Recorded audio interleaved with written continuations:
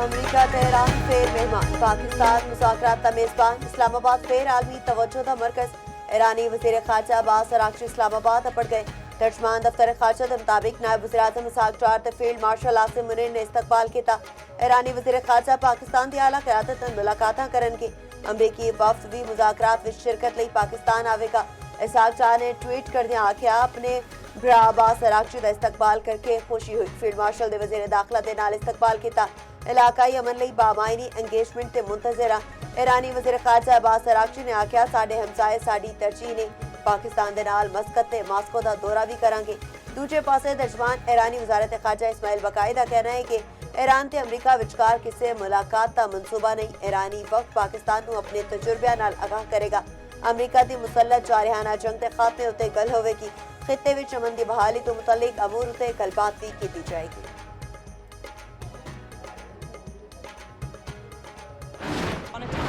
तर्जमान white house के Steve Witkoff ते Jared Kushner की आज पाकिस्तान रवानगी की तस्दीक। स्टीव विटकॉफ ते जैरेड कुशनर आज ईरान नाल मुज़ाकरात लई पाकिस्तान रवाना होंगे। कैरोलिन लिविट फॉक्स न्यूज़ नू इंटरव्यू विच आख्या ईरान ने आप राबता कीता ते बिल मुशाफा मुलाकात की दरख्वास्त की। अमरीकी वफ़द पाकिस्तान दे सालिसी विच होने वाले मुज़ाकरात लई जा रहा है। पूरे मुज़ाकराती अमल विच पाकिस्तान शानदार दोस्त ते सालिस रहा। ट्रंप हमेशा सिफारतकारी नू मौका देना चाहते ने। सदर ते जेडी वेंस अमरीका विच रह के सूरत हाल उत्ते नजर रखणगे। जे लोड़ पई ते सारे पाकिस्तान आने लई तैयार होंगे। राइटर्स नाल गलबात विच आख्या ईरान वालों पेशरफ्त नजर आ रही है। अमरीकी लॉजिस्टिक ते सिक्योरिटी टीम मुज़ाकराती अमल लई इस्लामाबाद विच मौजूद। पाकिस्तानी मुसालिहाती टीम नाल गलबात के नतीजे विच अमरीका ईरान विचकार मुज़ाकरात दा दूजा राउंड मुतवक्किल।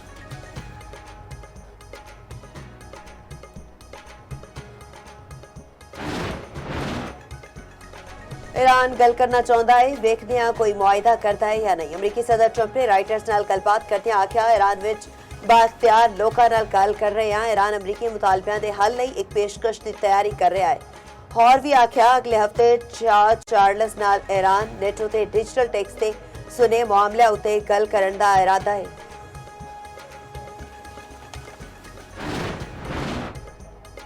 ईरान ने अमरीका नू बिल मुशाफा मुलाकात की कोई दरख्वास्त नहीं की। पाकिस्तान इनकलाब ने मुज़ाकरात की दरख्वास्त का व्हाइट हाउस का दावा मुस्तरद कर दिता। ईरानी मीडिया के मुताबिक मौजूदा हालात विच अमरीका नाल मुज़ाकरात का कोई फैसला किया ना कोई पेशरफ्त ज़ेरे गौर आई। पाकिस्तान इनकलाब का कहना है कि अमरीकी फौज नाल ताउन के शोबे विच एक जहाज नू कब्जे विच लिया गया। बहरी जहाज ने खिलाफ वर्जियां की ते वार्निंग्स नू नजरअंदाज किया।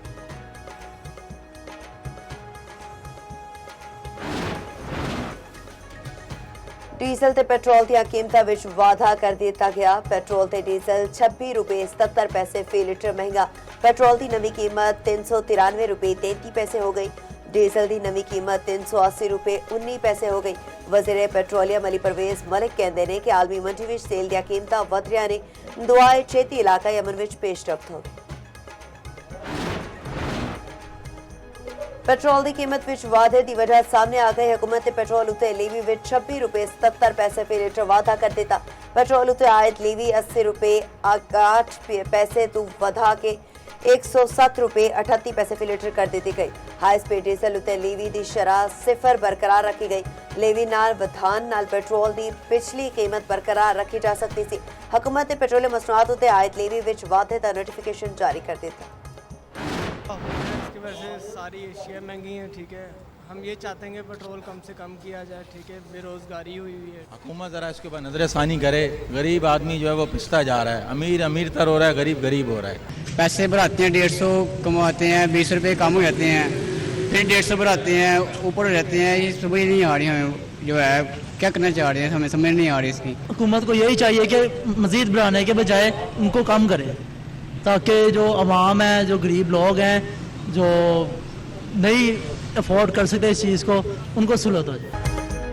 पेट्रोलियम मसनूआत कीमतें विच वाधे उत्ते शहरी चिक पे आख्या पेट्रोल महंगा होने नाल जरूरियात जिंदगी दे हर शह महंगी होती जा रही है।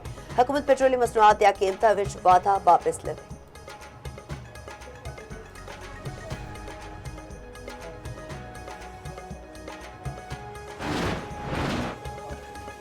ईरान अमरीका मुज़ाकरात विच पेशरफ्त की उम्मीद है। तर्क वज़ीर ख़ारजा हाकान फिदान ने आख्या जोहरी तनाज़ा हल होने विच सिर्फ कुछ नुकात बाकी ने। मुज़ाकरात विच जोहरी तनाज़े दी हल हो सकता है। मुज़ाकराती कामयाबी लई फरीकैन की हौसला अफजाई कर रहे हैं।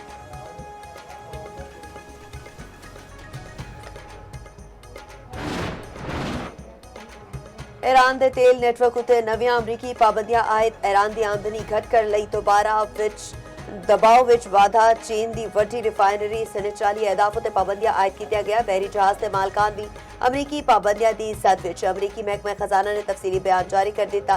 अमरीका का ईरान के खिलाफ ऑपरेशन इकनॉमिक फ्योरी जारी रखने का ऐलान। ईरान नाल मुंसलिक मुतादिद क्रिप्टो वॉलेट्स उत्ते भी पाबंदियां ला दित्तियां गया। अमरीकी वज़ीर खजाना स्कॉट बेंस्ट कहंदे ने कि ईरान दे $346 मिलियन के क्रिप्टो करेंसी अकाउंट्स मुंजमद किते ईरानी माली वसाइल का सुराख लाउंदे रहांगे। अमरीका वालों मुज़ाकरात नाल ईरान नूं हमले दियां धमकियां। अमरीकी वज़ीर पैट हेग्सेट दा आखना है कि नवा बहरी बेड़ा अपना नाला ईरानी नाकाबंदी वधा रहे हैं। ईरान को अजे भी मौका है कि वो अमरीका नाल एक चंगा मुआहदा कर लवे। गेंद ईरान दे कोर्ट विच आए ईरान नूं एटमी हथियारां दा प्रोग्राम छड्डना पेगा। अपना हुमस तू बहरी जहाज सारामा शर्तां ते लंघनगे। जनरल जेनकिन ने आख्या कि असीं ईरान के खिलाफ दोबारा कार्रवाई लई तैयार हां। सदर ट्रंप ने हुक्म ते ईरान नाल मुंसलिक बहरी जहाज उत्ते कब्जा किया है। जहाज़ां दा अमला महफूज है। सेंटकॉम के मुताबिक हुण तक ईरान नाल जुड़े 34 जहाज़ां नूं वापस भेज दिता गया। खबर एजेंसी के मुताबिक अमरीका ने दर्जना रिफ्यूलिंग तैयारे इसराइल विच खड़े कर दिते। तैयारियां दी इसराइल एयरपोर्ट उत्ते मौजूदगी दी वीडियो मंजर आम उत्ते आ गई।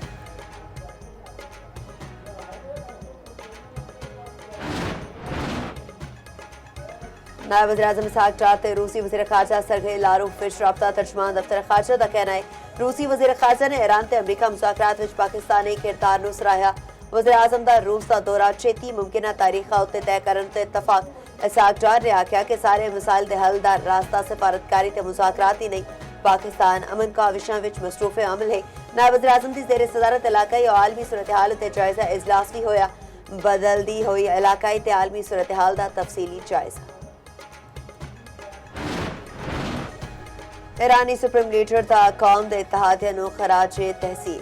आयतुल्ला मुश्तबा खामनाई दा कहना है कि ईरानी कौम दे गैर मामूली इत्तेहाद दी बदौलत दुश्मन विच दरार पै गई। ईरानी कौम ने दुश्मन नूं नुमाया तौर उत्ते कमजोर किया है। इहो जे इकदामात कौमी इत्तेहाद नूं होर मजबूत ते फौलादी बना देणगे। अमरीका ते इसराइली बंबारी नाल मौतां ज़मनी नुकसान है। माजूल ईरानी शाह दे पुत्र रिजा पहलवी ने आख्या ज्यादातर मौतां ईरानी हुकूमती अनासर दियां होईयां। ईरान दे हमलियां विच 3400 बंदे शहीद, हज़ारां जख्मी हुए। बेनाब स्कूल ते बंबारी नाल 168 कमसिन बच्चे शहीद हुए। पाकिस्तान ने मुत्तहिदा अरब अमारात नूं होर $1 अरब वापस कर दिते। स्टेट बैंक के मुताबिक पिछले हफ्ते मुत्तहिदा अरब अमारात नूं $2.45 अरब वापस किए गए। मुत्तहिदा अरब अमारात नूं कुल $3.45 अरब की सारी अदायगी मुकम्मल हो गई।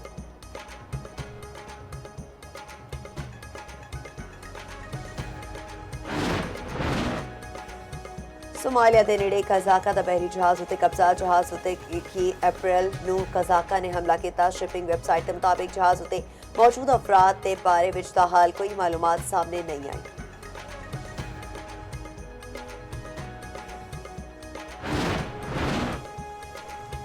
लाहौर विच 3 बच्चों के कतल की तहकीकात विच हैरत अंगेज इंकशाफात। पुलिस राय के मुताबिक बच्चों की मां की जंग के रिहायशी शहरियार नाल दोस्ती सी, शादी करना चाहती सी। बच्चे रुकावट सन। शहरियार नाल मोबाइल ऐप राय पैसे भी मंगवाती रही।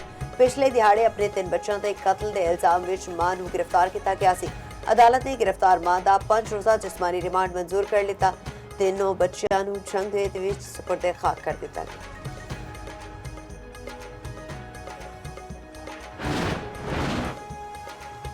अमन दुश्मना उत्ते पाक सरजमीन तंग। सिक्योरिटी फोर्सेस का खैबर विच ऑपरेशन बाई खारिज हला। ISPR के मुताबिक ऑपरेशन 21 अप्रैल नूं किया गया। गिरफ्तारी के डरते बुजदली की वजह नाल खारिज ते अंधाधुंध फायरिंग की। फायरिंग की जद विच आके 10 साला बच्चा शहीद।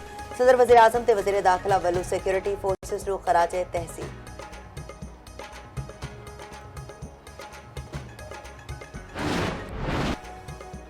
इसराइली वज़ीर-ए-आज़म नेतन्याहू नूं प्रोस्टेट कैंसर होने का इंकशाफ। नेतन्याहू ने दस्सिया तिबी मुआयने विच पता चलिया कि उन्हां दे प्रोस्टेट विच 1 सेंटीमीटर दूर छोटा ट्यूमर है। ट्यूमर का इलाज कर लिया गया है। जंग के दौरान कल लगाई था जे ईरान इहो प्रोपेगेंडे के तौर उत्ते इस्तेमाल ना कर सके।